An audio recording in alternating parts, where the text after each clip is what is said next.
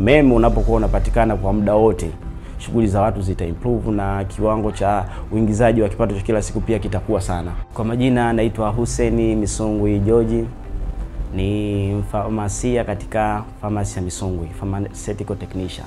Umeme wa mbadala katika shughuli yetu hii inatusaidia kwa mambo mengi.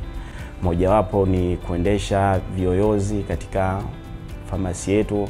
Dawa nyingi tulizonazo mundani zinahitaji ubaridi. Umeme unakuwa unasumbua, na pale pindi tu unapokuwa umekatika, basi kila kitu kinakuwa kinasimama. Dawa zinapatwa na hali ya joto, na inapokuwa usiku zaidi nishati ya mwanga unakuwa inapotea. Kwa hiyo huduma nyingi zinakuwa zimesimama, sasa ya uhudumiaji wa wateja. Wamama wanaotumia nishati ya mkaa ni kweli zinawaletea changamoto sana.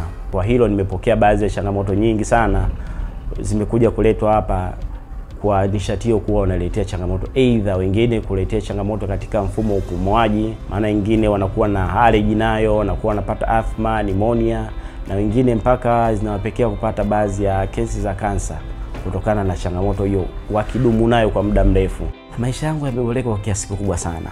Ukizingatia mimi binafsi sipatani sana na hali ya joto, ambayo kuna muda joto likizidi, sio mimi tu, hadi watu naohudumia, kuna muda joto likizidi linawaletea hadi baadhi ya changamoto kwenye ngozi. Lakini mimi binafsi joto linaniasili sana. Kwa hiyo kuwepo wa hii nishati ya jua katika famasi yetu kwa kweli imenisaidia sana. Imenikinga na changamoto kama hizo, na muda wote mimi najisikia burudani tu kwa sababu feni pia zinakuwa zinatumika kipindi umeme haupo.